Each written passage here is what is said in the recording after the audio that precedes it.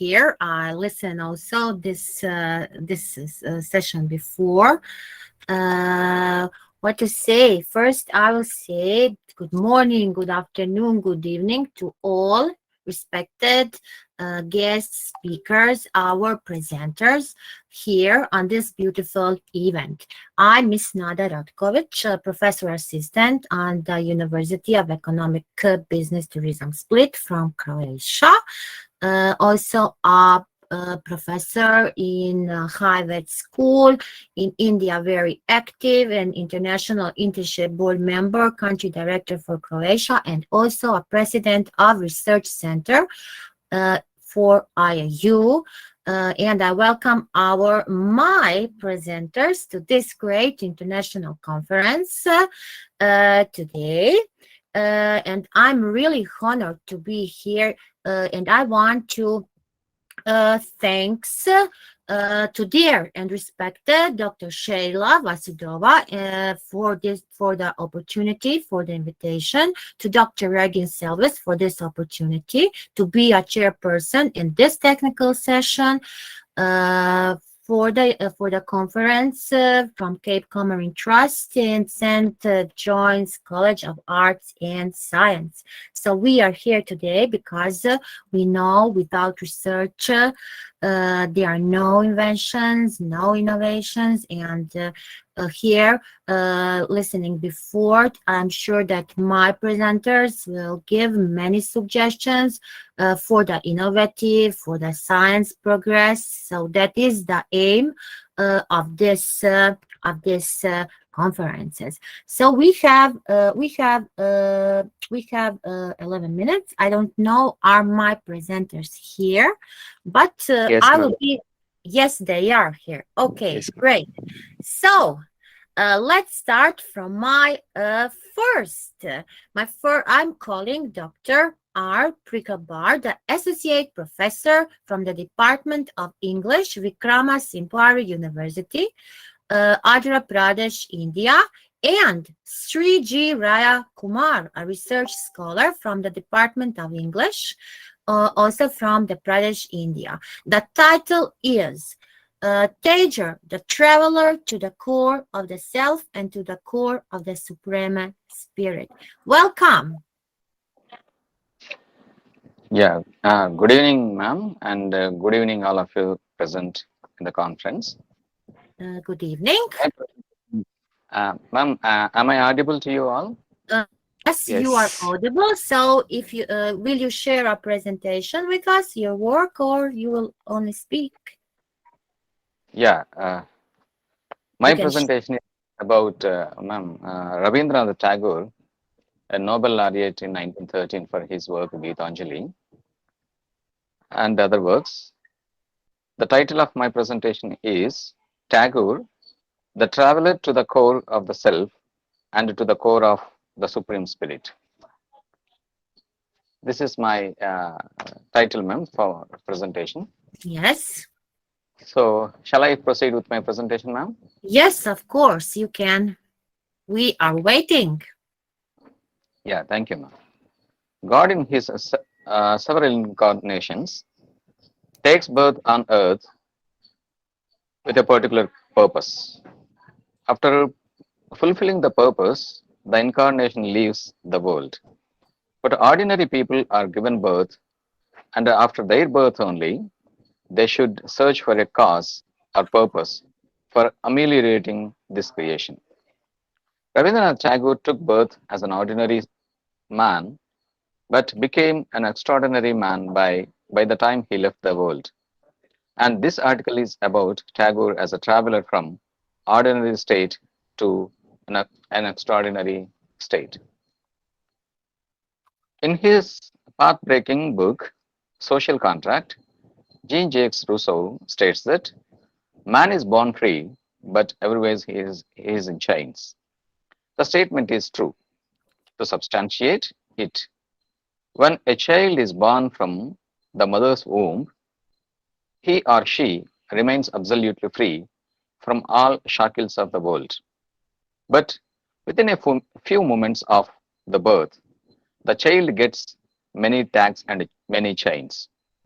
of identity, such as the color, black, whitish, or white, the family titles like a surname, Gotra, the religion of the family, the caste if the child is born in India, the nationality, etc.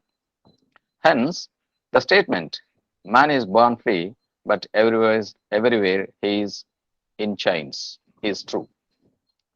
Now it is up to the child, while growing in knowledge and age, to unshackle himself or herself from these artificial bondages and to grow into a universal human being, transcending the all barriers. Rabindranath Tagore, the intellectual sage, transcended the barriers imposed on him by the world and has grown into a universal human being. While Tagore grew in life, he became conscious of the life force and the life source. I would particularly stress upon these two phrases, that is, life force and the life source. The life force is the force that keeps our body biologically, mentally, and psychologically active. The moment the life force leaves the body, human body becomes a mere container without the content. The life source is the supreme spirit that runs this universe, that can be called even God element also. Tagore became well aware of the fact that when the life force is established in firm relation with the life source, then only he would find life's meaning and purpose. For establishing such an organic relation between the force and the source, Tagore transformed himself into a traveler towards the self and towards the Supreme Spirit. In the song number 12 of the Gitanjali, he says, I quote, I read out only important lines from this poem. The time that my journey takes is long, and the way of it long. I came out on the chariot of the first gleam of light and pursued my voyage through the wilderness of worlds, leaving my track on many a star and planet. The traveler has to knock at every alien door to come to his own, and one has to wander through all the outer worlds to reach the innermost shrine at the end. My eyes strayed far and wide before I shut them and said, here art thou. These lines are addressed to the Almighty because Tagore goes on searching for the presence of Almighty throughout his life, and I feel that I feel and trust and believe that he could find the presence of the Almighty by the time he left this world.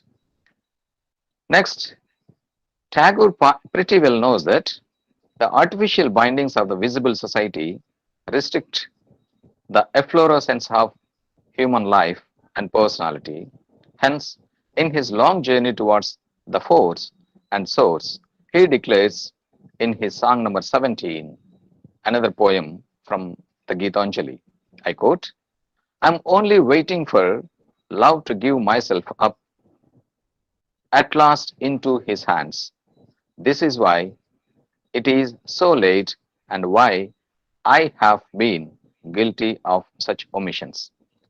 They came with their laws and their codes to bind me fast, but I evade them ever, for I'm only waiting for love to give myself up at last into his hands. People blame me and call me heedless. I doubt not they are right in their blame. Those who came to call me in vain have gone back in anger.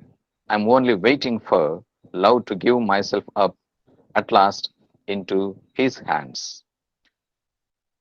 I unquote. Tagore realizes that man's life has inalienable and intimate relation with nature, a channel to travel towards the Supreme Spirit. Nature should be and must be used as a channel to travel towards the Supreme Spirit by every human being, as suggested by Rabindranath Tagore.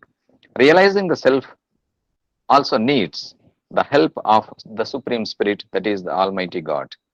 Tagore earnestly makes an appeal to the Lord to prepare him for embarking upon a long journey, giving himself up and giving himself into the Lord's hands. In his essay, Tagore, in his essay, The Relation of the Individual to the Universe, Tagore says, to view human as a separate entity from nature is to separate the bud and blossom into two different categories and putting their grace to the credit of two different and antithetical principles. I unquote. In the same way, Tagore enunciates that every element in nature lives not for itself but for others. To analyze and understand the theme, we can take the flowing stream as an illustration. A flowing stream, while flowing, becomes habitation to immense varieties of aquatic life, gives life to plants on its banks, makes the land fertile by sedimentation process, quenches the thirst of birds and animals, including humans, converts the barren lands into cultivable lands. Thus, a flowing stream, like a river, lives not for itself but flows for others. Similarly, every element in nature lives for others. Taking such invaluable lessons from nature, Tagore gives up himself to the Lord and makes an appeal for the natural way of life on the lines of nature's lifestyle. In his song number 36, he makes an earnest appeal and offers prayer to the Almighty to transform him from an ordinary man to an extraordinary man, to remove all his weak points and to strengthen him so that he serves the society, he serves the humanity in a better way. And I quote his song number 36, that is, this is my prayer to thee, my Lord. Strike, strike at the root of penury in my heart. Give me the strength lightly to bear my joys and sorrows. Give me the strength to make my love fruitful in service. Give me the strength never to disown the poor and bend my knees before the insolent might. Give me the strength to raise my mind high above the daily trifles, and give me the strength to surrender my strength to thy will with love. This is the I unquote, and this is the prayer Tagore offers to refine him in the journey towards perfection and in the journey towards the destination, that is the Almighty. And finally, he also makes an appeal to the Lord to lead his country also into the land of heaven where mind is free from all the modern eccentricities. The poem also we can find in the Gitanjali and the song number in the form of song number 35. The poem goes on like this.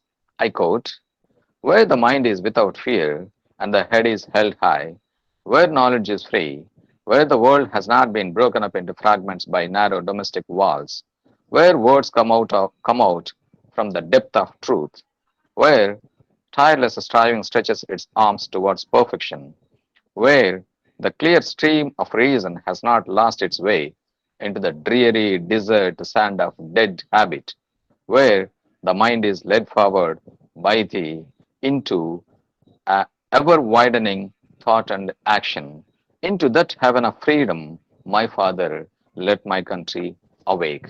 Here I conclude, I unquote, and I conclude this presentation by saying, by just making a change in the last line of the poem. That is, into that heaven of freedom, my Father, let my world awake.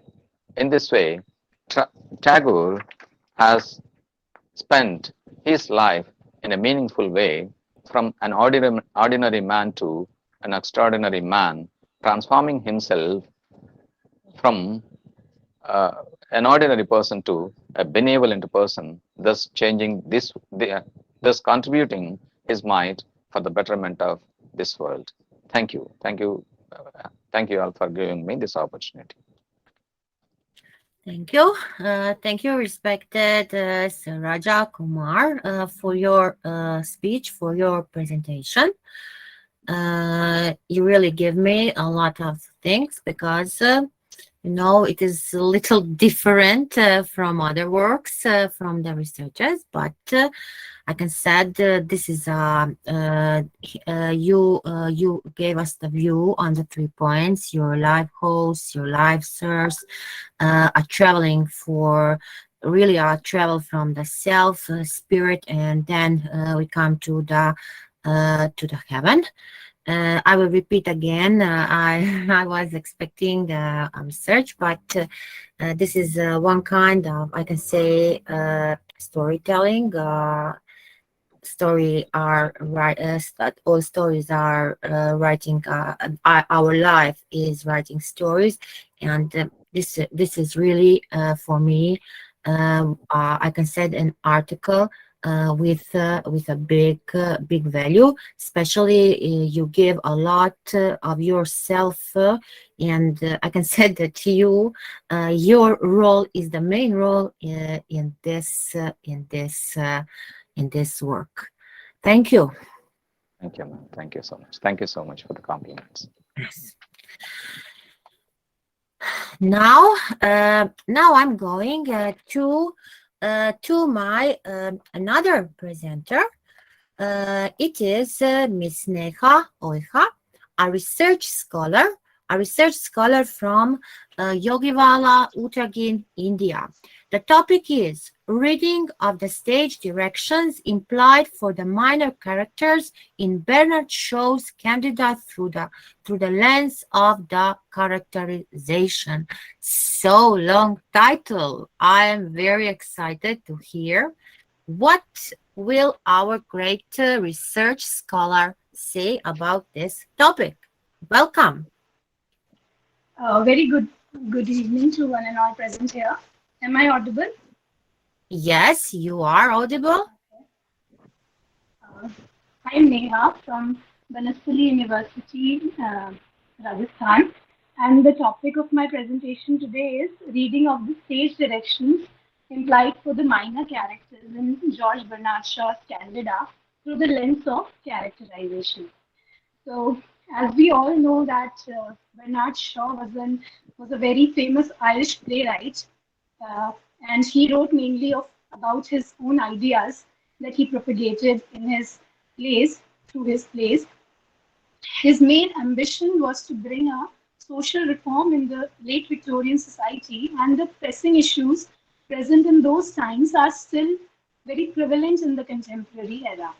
He has covered a wide range of subjects in his social as well as satirical plays like Candida, Major Barbara, Arms and the Men, Pygmalion, Man and Superman, to name a few. And the various themes in his plays, they are very wide, ranging from marriage, accent and dialect, capitalism, poverty, social class, morality, feminine and masculine gender roles, identity, etc. So he has a distinct style of writing, in which he writes in a very elaborate prefaces and stage directions, very lengthy stage directions, because he preferred for his message to be loud and clear, unlike Shakespeare, who was very obscure in presenting direct messages to his audience. And he has therefore his therefore this study deals with the reading of specific stage directions in Candida for the purpose of characterization in plays. So George Bernard Shaw plays have a detailed third person narration which paints a rich picture of the characters and their setting. As far as the process of characterization is concerned, Bernard Shaw's plays have a distinct collection of characters which are highly debated to be his mouthpieces. Yet their linguistic role is never questioned as they are brilliantly portrayed with a witty sense of humor by the playwright. Candida is full of explicit stage directions implied for major as well as the minor characters present in it. And they are also described as the authorial cues in characterization by Jonathan Culpeper, who suggests that through stage directions, character information comes directly from the author, and over which the character notionally has no power of choice, as they are particularly presented by the author only. So, before indulging in the reading of the textual cues, they help in the activation of various schemas, which are called the structured bundles of knowledge stored in the long-term memory of the readers. So, Jonathan Culpeper approaches characterization with a holistic overview where he mixes various top-down processes with the bottom-up processes to get a coherent understanding of the fictional characters in the text. Uh, the top-down term was introduced by Donald A. Norman and David Hart in their text Exploration in Cognition in 1975.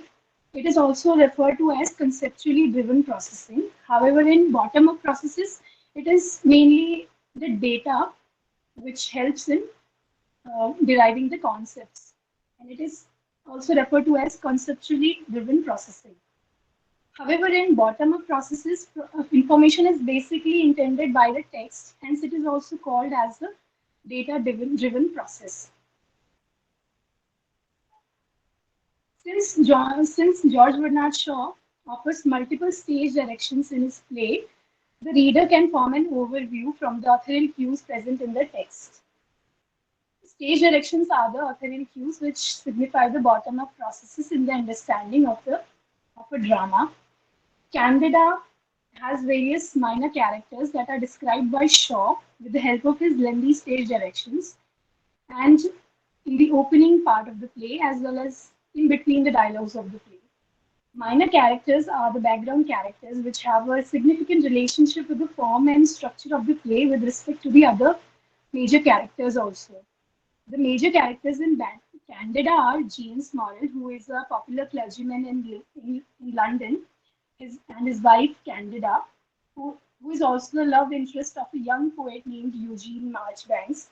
So the whole play centers around the inner turmoil between these three characters. These are the main characters. And the minor characters, they act as a light comical elements in the play.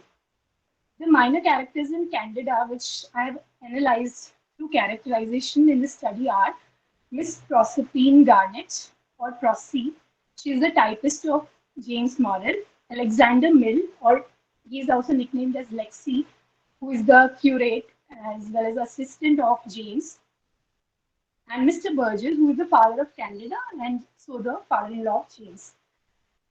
The first information about Miss Proserpine's character is the occupational role assigned to her by being referred to as the typist of Reverend James. Then we are supplied with the group membership information such as the name, sex, and the age of the of Miss Proserpine, and the appearance information, personal information, and behavioral schema of the character. The name of the character is Proserpine, which triggers the schema of female names in the memory. Following that, we are made aware of her social class and her clothing, which reflects her social standing in the society. She belongs to the lower middle class, hence her clothes are described as being inexpensive but neat. Next, we are supplied with the information about her personal traits, such as being smart, eloquent, sensitive, and affectionate. All these qualities are portrayed by her later in the play, which reinforces the gender schema of a female character. As suggested by Joseph Kassoff, authorial cues are like proper names help in forming an impression of the name's bearer's age, intellectual competence, race, ethnicity, social class, and other attributes. However, so Jonathan Culpeper states that a writer can exploit the meaning potential of names in constructing a character. So it is true for Bernard Shaw, who uses a non-typical Greek name for a Victorian character of a typist in his play. The next minor character in Candida is Alexander Mill, who is nicknamed, I was given a female nickname, Lexi, by the other characters of the play, which again exploits the general naming conventions regarding gender. From the very first reading, readers grasp the sex of the character from the names of the character. It is the it is a conceptual baggage that is the background assumption that is conventionally presupposed by the reader. So that become an obstacle in interpreting any text. Here, authorial cues combined with textual cues help in schema reinforcing to understand the context of the text. Mr. Burgess is another minor character in Candida and is fully described as a corrupt person who is money minded and it has a comical role in the play. His lightheartedness is shown in the succeeding excerpts of this play, where he bluntly engages with Rosine light altercations. We are provided with group membership information, physical appearance, occupational role, as well as the personal role in the play. He's a rich man of 60 who has gained a lot of money through corrupt practices. Thus, he's portrayed as a stout person with an ignoble disposition by the playwright. His corrupt persona is further aggravated by describing him as a man who changes his attitude towards others according to their ranks and positions in the society. So basically, he's respectful towards wealthy people, but disrespectful towards people who belong to the lower strata of the society. His personal traits are very well described by the playwright. The account of the entry of Mr. Berger is also very comical in its description. Sorry. He enters unsaid and groans on his way inside as he complains that Model's previous typist was way younger than Prosy, thus making her lash out on him by slamming the door at him for his blunt remark. Thus, the minor characters dramatized in Candida conform to the stage directions composed by the playwright. To conclude with, I say that the study of minor characters, elaborate stage directions given by the playwright, thus provides helpful insight to the various schemas and their connection to the plot. Minor characters in Candida are schema reinforcing to the extent that they correspond with the stage directions implied by the playwright. Their behavior does not show any deviation from their respective dispositions as depicted by the playwright. So, stage directions pave the way for further understanding of the play as they help in the comprehension of the characters as well as the plot of a play. Thank you so much. Mm. Thank you. I didn't interrupt you. You present your whole work. It was really very interesting, and all of us here. I feel that I was really there on that stage, and reading the directions and giving it for your characters. Whole complete Bernard shows through the characterization, which you present the characters, and why the characters are very important, because we know that through this is the way how someone is thinking, feeling, his personality, his behavior. You express this, and you really gave yourself in this work. I see you really enjoy this. Yes, I will repeat again. Today, my presenters are really different, different kind of, we can say, the researchers.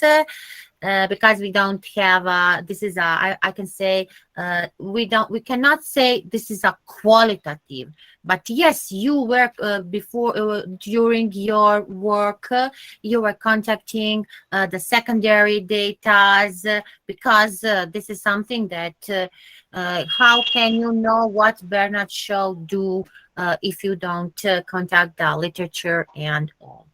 I really like it, Thank you Neha, so much. and Thank you so much. thank you very much. It is a feeling for a woman. A woman who writes a great article. Thank you. Thank you. Thank you so much. Now we are going to my third presenter, Nargis Khatun from the Faculty Department of Sociology from the University of Jammu. The topic is the Balti folklore and ethnographic study in Turtuk of Ladakh Union Territory. Welcome, welcome, dear Nargis Thank Khatun. you, ma'am. Thank you, ma'am. It is a lady And again. very It good is a evening. lady again, and a very specific topic and very interesting topic. I can't wait Uh, to hear it. yeah, I will definitely try to deliver it very interestingly. And for that purpose, I need to share my screen as I have to show some Yes, pictures as well. yes, you can share your screen. You are Thank you free so to much. share your screen. Sure, ma'am.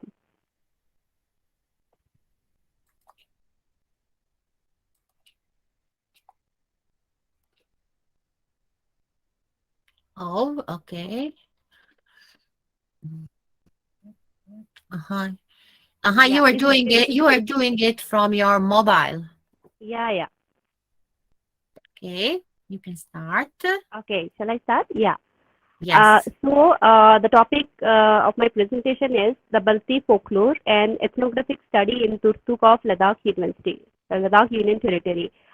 First of all, I would like to tell about who Balti tribes are and where they originally belong to. Balti is a tribe originally belongs to the area of Baltistan, the northernmost area of India, which was illegally occupied by Pakistan in 1948. But many of the population of Balti tribe are living in Indian territory of Ladakh. Those people either could not reach their home in Baltistan or they prefer to stay back in India. Simultaneously, the history of Turtuk area of Ladakh is different. The area of Turtuk was recaptured by the Indian armies in 1971 from the area of the then Pakistan occupied Jammu and Kashmir. Turtuk was a part of Gilgit-Baltistan region. Currently, the area of Turtuk is the last outpost area of North India that stretches a boundary of line of control between India and Pakistan occupied area of Gilgit-Baltistan. As of now, Turtuk is a block under the Tehsil of Nubra Valley of Union Territory of Ladakh. The block is composed of total 7 villages, namely Bugdang, Chulunkha, Yul, Farul, Takshi, Pachathang, and Thang. Thang village is the last outpost village bordered with the Pakistan occupied region of Gilgit-Baltistan. To visit Turtuk, one has to cross one of the world's highest mountain pass known as Khardungla Pass. The tourists throughout the globe visit the area, that is Turtuk, to roam around the line of control and to perceive the Baltic culture, which entirely reflects the culture of Baltistan area of Indian territory, which unfortunately is losing its cultural identity in Pakistan. Hence, eagerly being acquainted with the Balti tribe of Baltistan, the tourists relish and reveled the beautiful culture of Baltis. Turtuk, being a chunk of Baltistan, represents the cultural essence of Balti tribe. Moreover, the Balti tribe is culturally rich and the tribe has an abundant history as well. The tribe has unique folk culture, custom, rituals, beliefs, costume, and has entirely different language. Whereas in Ladakh, there are many tribes residing over there, but the Balti has a glorified culture which nowadays is dominating over the culture of other tribes in Ladakh region. The Balti students or youth represent the Balti folk dances and songs in different states and national level activities, hence promoting their culture. The Balti people are rigorously trying to retain their endangered Balti identity in India and throughout the world. But Pakistan is rapaciously repressing the Balti identity, therefore, the Balti tribe in Baltistan is being harshly exploited. The research intended to highlight the material culture of Balti tribe of Turtuk of Ladakh. To collect the information, and ethnographic research was conducted in Turtuk. The tribe was directly observed in their natural surroundings. non-participant observation method was used to study the folk culture of Balti tribe in Turtuk.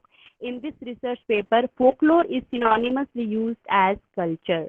Hence, during the ethnographic research in the area of Turtuk, it was found that the Balti tribe has entirely different way of living lifestyle. Their traditional dresses, traditional foods, traditional dances, songs, proverbs, utensils, house structure, belief, rites and rituals, marriage ceremonies and festivals are different and unique than those of other tribes of Ladakh region.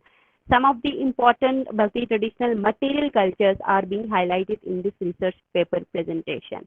So this is the area of Turtuk which I am talking about. This area is a mountainous area. This is very dry area and cut off area that is very isolated, because to reach this area one has to come across the world's one of the world's highest peak of mountain peak, that is Khardungla Pass, and this area remains very chill during the winter season. That is the temperature down to minus 20-30 degrees Celsius, and during summer season the temperature do not exceed more than 30 degrees Celsius. And this is the Balti traditional dress. The woman is wearing the Balti traditional dress. The woman is wearing Balti kar, that is she has rounded all over his shoulder, and she is wearing Balti cap. That is very important traditional cap. Cap is very important. Attire of Balti tribe, and also she's wearing Balti traditional ornaments. On the other hand, here is Balti traditional shoes that is made up of leather and that is designed in different way.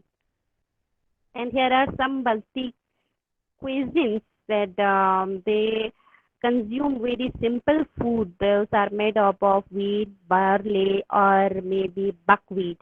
And there are other staple foods like this apricots, and these are only few items that I have collected. Otherwise, there are many more, and these types are also depend upon the non-vegetable food items as well. And this is how the Balti tribe decorates their kitchen. These are the kitchen utensils, and this is how in a picture has been shown that how they cook their bread in the local hearth in their kitchen and how they set up their kitchen. It's very different. And then there are similarly there are many other items of Balti tribe.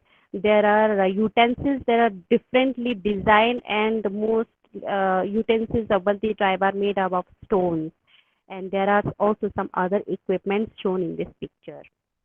And this is how the Balti tribe structured their houses, because there is very chill during the summer season, so they use stones and wood to build their house structure. They structure very small windows and house to protect themselves from cold.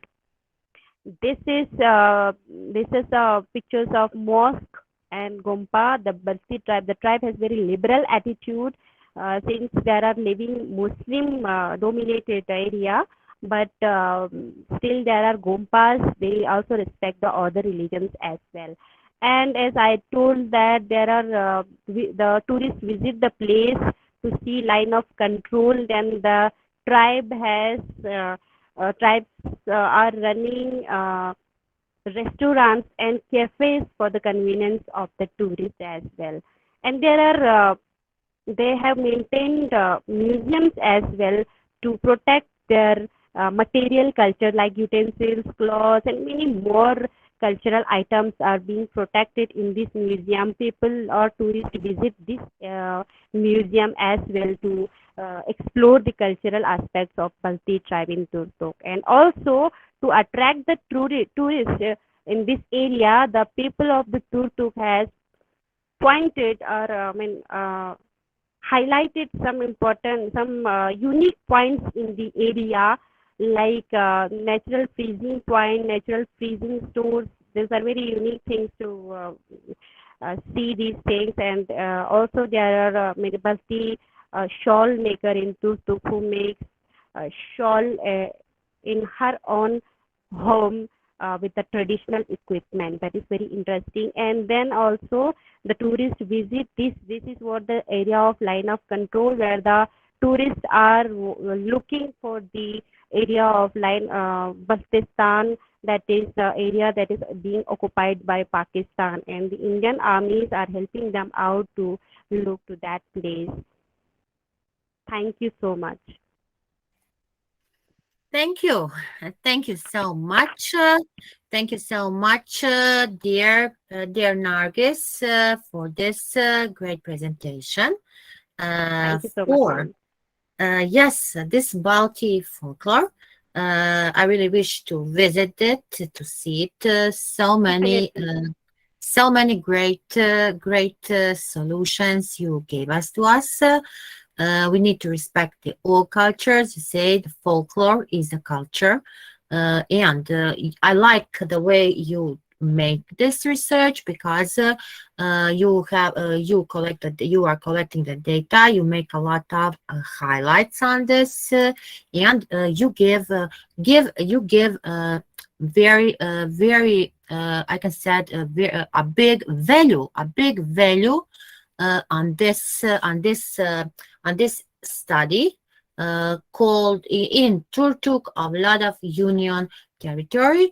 I hope that the territory will not be occupied occupied a lot. That and thanks to the India who is helping a lot for solving this problem. Definitely.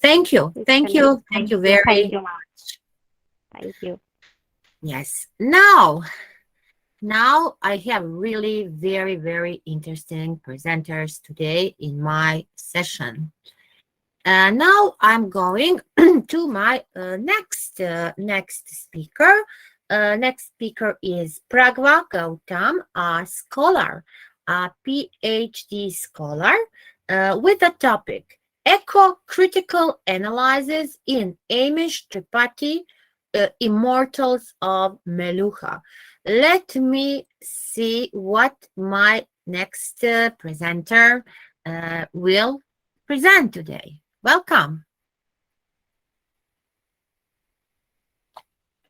Good evening, everyone. Good Welcome, evening. Miss Pragya This Gautam. is Pragya. Yes, you. Yes, Good this is evening. Pragya, scholar from Banasali Vidya, and I am here to present my paper entitled We, Eco-Critical Analysis in a Mystery Part Immortal of Malwa.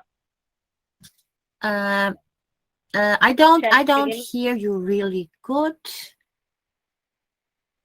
Uh, okay, will you I audible, continue? ma'am? Something. Do you have maybe two devices open? Okay, please Am continue. I But I audible, ma'am? didn't understand. Yes, you are audible. Yes, but not very clear sound. Okay, please continue, please. So I will tell you. Ma'am, I am facing some technical glitches here. Yes. I understand. I understand it. Okay, Hello. so will you go or will you wait? So try again. Hello. What? Okay, you choose. Yes, Am I audible, ma'am? yes. Am I audible? Yes, Yes, ma'am, ma'am. you're audible. Ma'am, you are audible. Okay, shall I begin? Yes, you can start. Okay. So my topic is the eco-critical analysis in Amish Tripaঠি's Immortal of Malwa. Literature is a reflection of life which disperses itself in all directions. Whatever be the genre, nature plays a huge role in the work of a writer. Literature is well known for reflecting the contemporary issues, could not have remained unaffected from this theme. The world of literature comes with works dealing with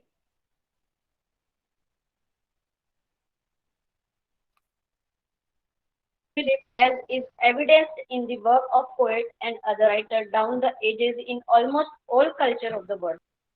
Nature is always a supporting element in literature. It can be seen in multitudinous forms. It reflects various atmospheres, moods, feelings, and status. It is very significant mode of expression.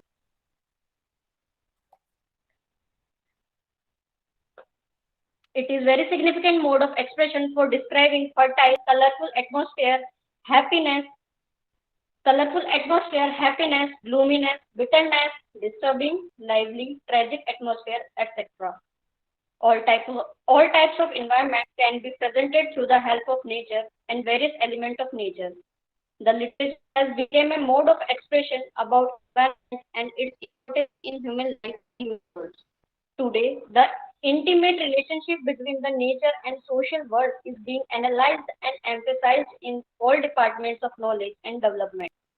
Nature is the phenomena of physical world, including plants, animals, and landscape and other features and products of the earth as opposed to human and human creation. It can be understood as a sphere consisting of plant, animal, and natural landscape, which are not greatly affected by people. In nature doesn't include people. According to historian Laura Fedel, nature is often understood as place that people have not yet completely contaminated with their presence and which has not yet been ruined by civilization.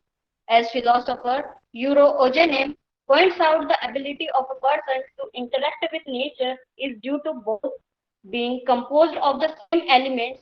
According to him, humans are not exclusively biological beings, but also have spiritual, self-conscious dimension. Both the qualities, that is biological and spiritual, do not exclude one another, are separated entities from one being in nature but simultaneously part of nature. Literature is a reflection of life which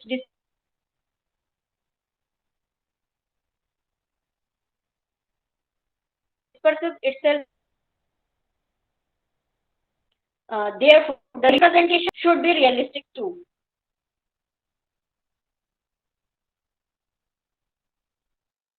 Of nature, literature creates awareness. In the article Literature Goes Green, published in quotes, I quote, while literature has always engaged with nature and environment from a creative and aesthetic approach, eco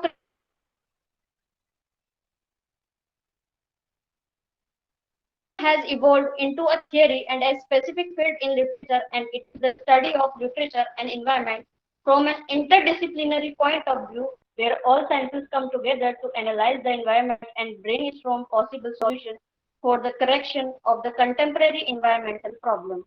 It in late 20th century when ecological crisis was at peak. Eco-criticism is a name that implies ecological literacy. Eco and critic, both derived from Greek, oikos and kritis, is interpreted to mean house just by William Howard. He says the oikos is nature, a place. Edward Howard called our widest home, and the kritos is an arbiter of taste. For him,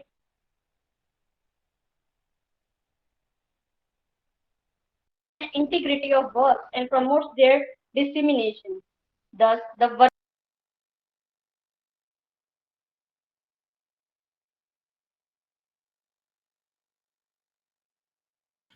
we lost our Yes, message. ma'am, she's left. I guess Yes, it's due yes, to I inter. think yes, network connection.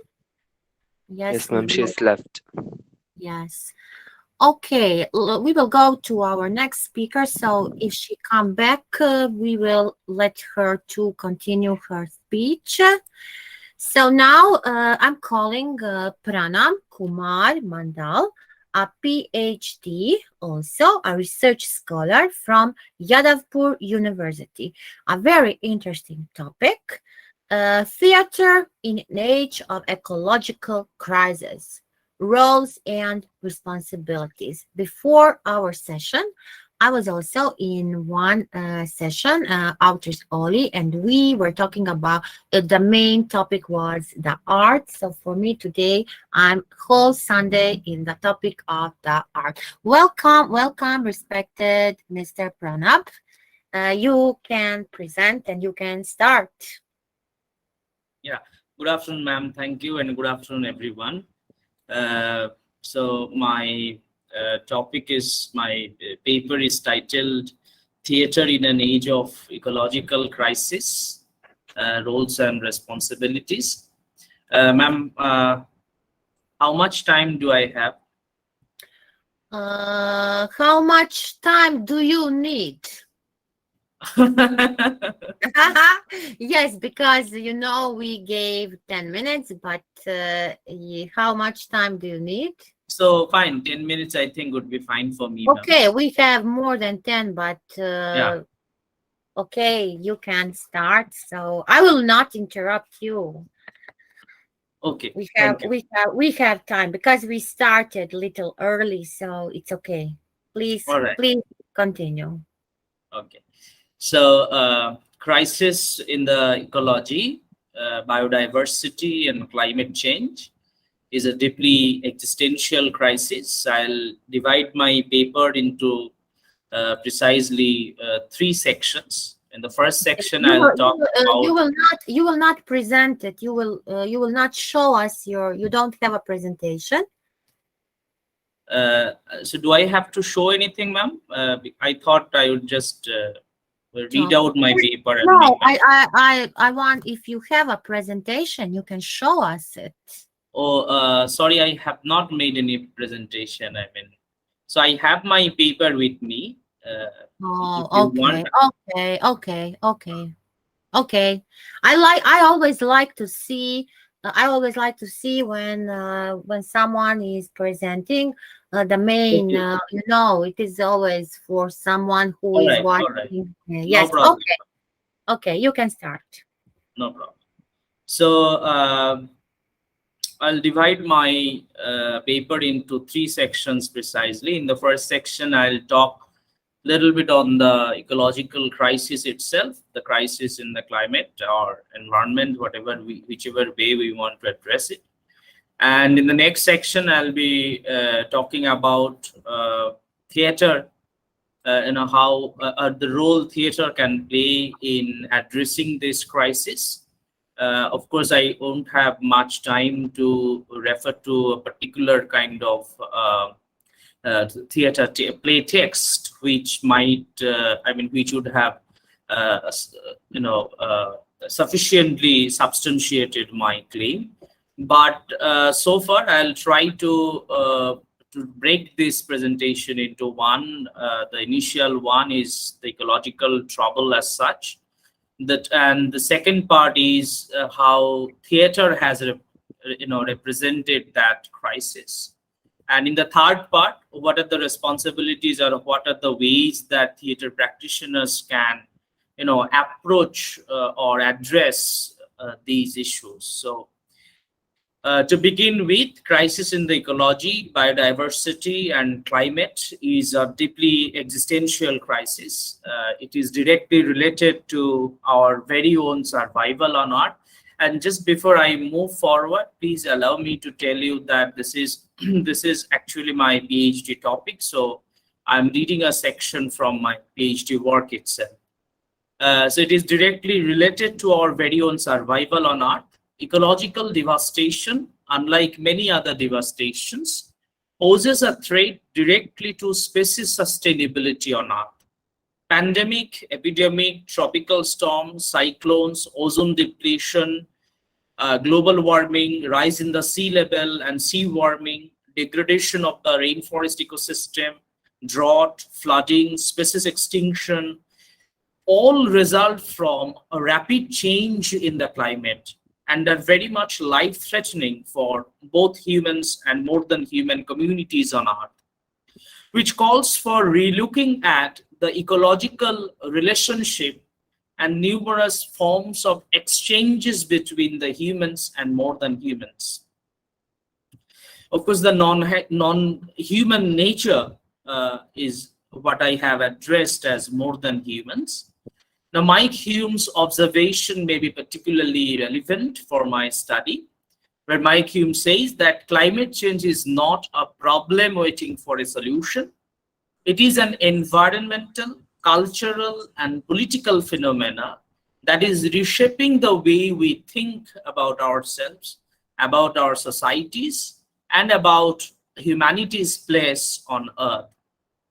Wynorski's call for an urgent or radical reconsideration of the relationship between humans and the Earth, how we live and how we are shaped by the more than human world, is also an important call.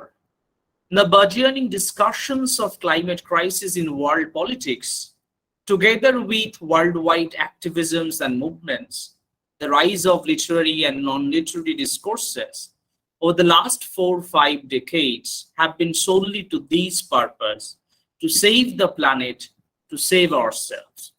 Now, numerous activists, scholars around the world have attested to this. For example, I've referred to Felix Guattari here, who says that the ecological disequilibrium will ultimately threaten the continuation of life on the planet's surface. And I can refer to another quotation, another remark by Larry Fried and Theresa May, who say that we face widespread extinction of species and aboriginal peoples and irreparable injury to biodiversity. Global warming and ozone depletion, if not checked, will result in massive plankton death and destruction of the base of food chain in both hemispheres. The natural life support systems of the planet, such as rainforest, wetlands, waterways, and oceans, are in danger. Social and political upheaval and human suffering rooted in environmental problems are on the increase. As in the threat of war over oil and water, we may not feel we are to blame for this state of affairs, but none of us is immune to the impact it will have on our lives. Now, see, there is a binary, anthropocentric binary between nature, culture, and that is also precisely responsible for, we hold this binary responsible for creating this enormous crisis in ecology. So eco-critics have strived to omit that binary, and they have tried to project that it's a nature culture without that slash, or nature and human culture, in terms of their interconnectedness and interdependence in bearing the impact of the crisis. Moving forward, for example, I have referred to Downing-Class's one expression, which is called eco-hubris. This, of course, comes from the Greek, and is totally a notion of hubris. And Downing-Class uses this term hubris, eco-hubris, to refer to a person who proudly holds himself much superior to nature in terms of power and positions, and who has an excessive zeal to control and dominate nature.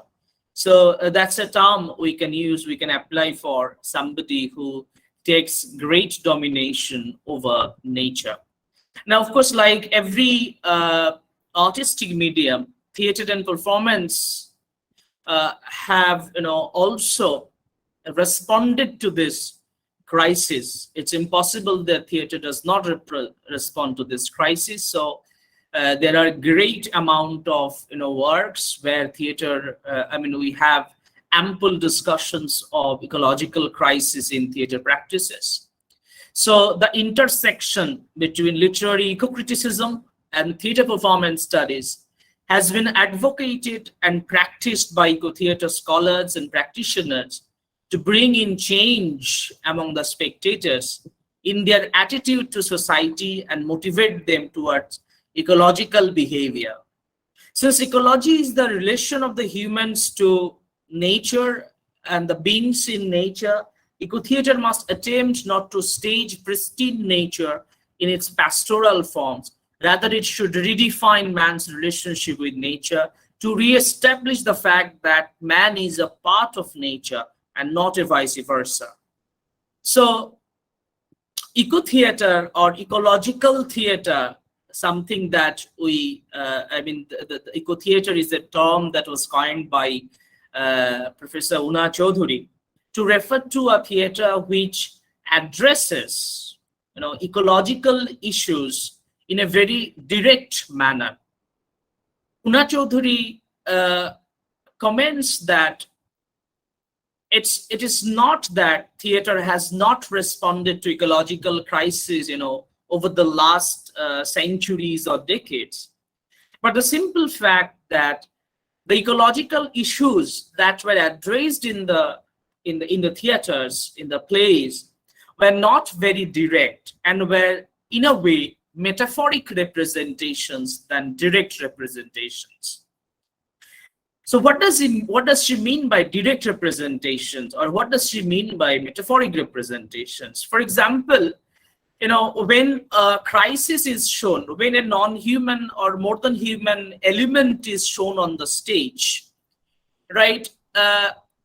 Most of the focuses had been to showcase nature as something like a background, number one, and number two, nature for its aesthetic embellishment.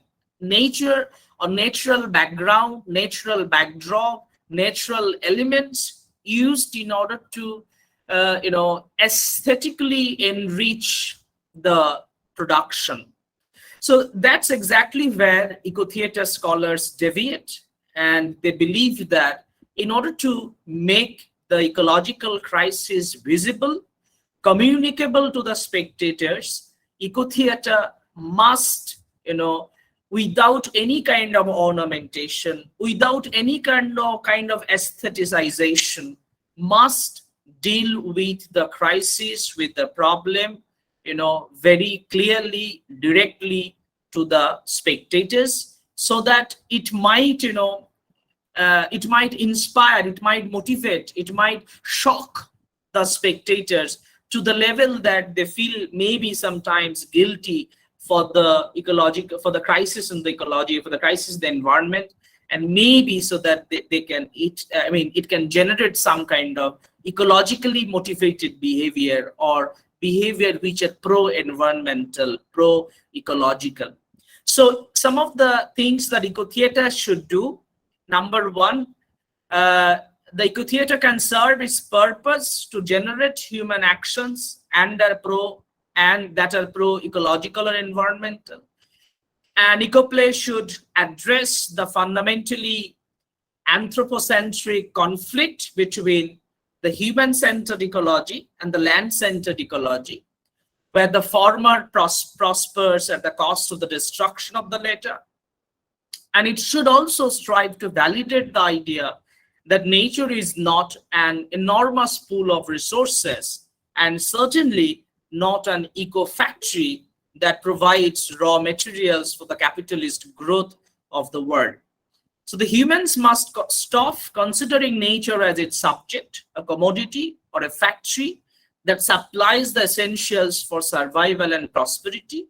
Rather, eco-theater should present nature as an entity that has, as Chaudhuri writes, an independent existence and an autonomous power that makes us its creatures and subjects. So these are the ways I have found eco-theater to play a role in communicating the crisis in the ecology, crisis in the environment. And these are the ways also I believe that theater can play an active role in, I won't say in solving the crisis in the ecology, but definitely in addressing the crisis, and maybe to believe in the very medium of theater itself. I mean, theater has an innate capacity to influence the minds of the spectators. So if we believe in that, then eco-theater or theater practice with ecological issues at the center of it may contribute towards creating creating an environmental impact on the spectator. So I could not refer to a particular place or maybe one or two places to substantiate how this entire thing can be done or has been done. But yes, if anyone is interested, I can maybe later on respond to their questions. And right, so if you allow me, ma'am, I would like to stop here. I think I took 10 Yes. minutes. I think I Yes, took yes, 10 yes, minutes. respected. Yeah, yes, respected Pranab. It's a really great research. I like your structure. I like how you are solving this ecological problem, and including the theater. And you gave us and you show us how the theater can help to solve this problem in the nature and in ecology. This is the same. The topic is really important, and you, through your research, make it.